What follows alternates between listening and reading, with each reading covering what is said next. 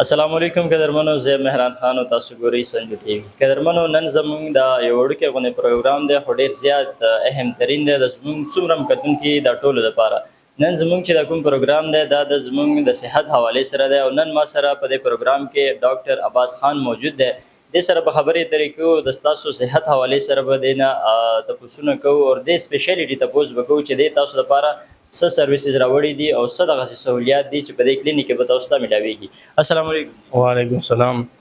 لومبۍ خو تاسو نه مننه چې دلته راغلی، هر وخت راشئ. مننه.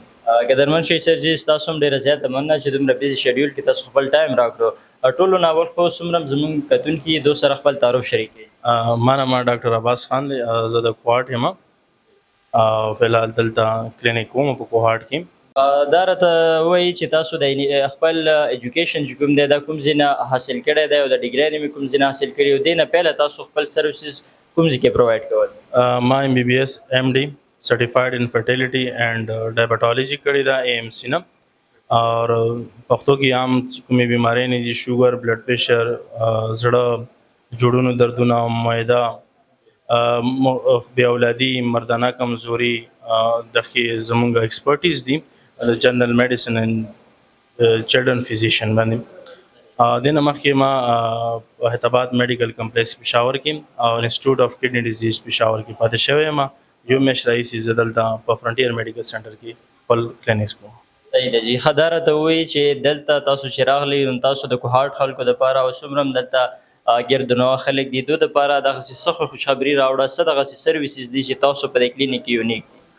ټول نه لومبۍ خبره خو دا دی چې زمونږ خپله کوم ایم چې ده هغه دا دی چې هر قسم بیماري وي، که هغه د شوګر وي، که د بلډ پریشر وي، که هغه د معدې وي، یا کسانو دپاره چې هغه ډېر زیات ګرځېدلي وي او هغو بیماري تشخیصیږي نه، نو مونږ اول بیماري تشخیص کوو، بیا هغې نه بعد د هغې علاج کوو. بله فایده دا دی چې دا خلک زیاته راځي پېښور ته، نو پېښور تلو نه هم بچ دي.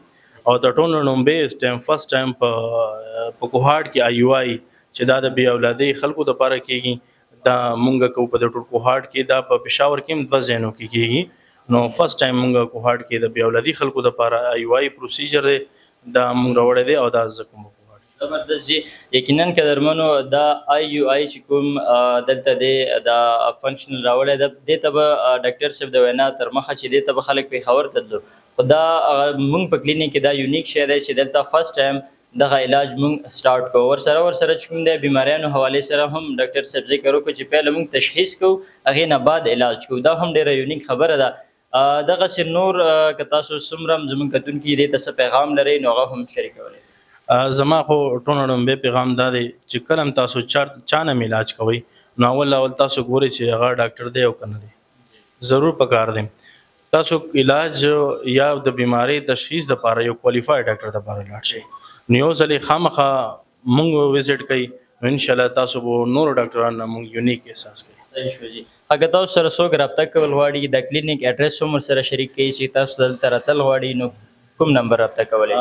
مونږ تیراوا بازار کې فرنټیر میډیکل سنټر کې روم نمبر 12 کې خپل کلینیک روزانه سهار 8 بجې نه تر 2 بجو پورې زموږ چوټي نه وي، او جمعې په ورځ زموږ 12 بجې پورې. مونږ سره چې تاسو څوک راځئ نو کانټیکټ نمبر دی 0318 511 4387 زموږ کانټیکټ نمبر دی، او تاسو دې باندې کانټیکټ کولی شئ او تاسو خپل نمبر بک کولی شئ. ډېره مننه قدرمن شي جي. جی قدرمنو، ډاکټر صاحب خبرې تاسو واورېدې.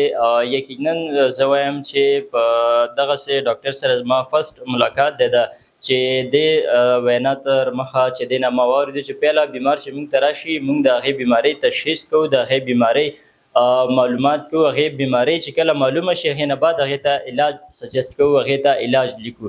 نو یقینا زه وایم چې څومره هم دغسې خلک دي چې دغسې په بیماریانو کې مبتلا دي نو هغه ډاکټر صاحب سره لازم رابطه وکړي، د کلینیک ته راشي. انشاءالله چې کوم دی ډېر دغسې مایوسه خلک وي چې مختلف ډاکټرانو ته به لاړ وي، خو هغې چې کوم پراپر علاج دی، کوم پراپر ټریټمنټ دی، هغه به نه وي شوی، هغه به مایوسه شوي وي. نو تاسو ته دا ریکویسټ دی چې دلته هم یو بار وزټ ضرور وکړئ. انشاءالله دلته نه به تاسو ته د الله په حکم ضرور فایده رسي. که دې سره رابطه کول غواړئ د سکرین باندې تاسو ته نمبر شو کېږي، په دې نمبر تاسو خپل نمبر بک کولی شئ او دلته چې کوم دی ډاکټر صاحب دا پراپر تاسو علاج کولی شئ. امید لرم چې دا وړوکی پروګرام به تاسو خوښ شوی وي. انشاءالله ملاویږو به یو نوي پروګرام سره. تر هغې پورې ما ته او زما کیمرامین و کاربنګشت ته راکړه اجازت. د لوی خدای په امان.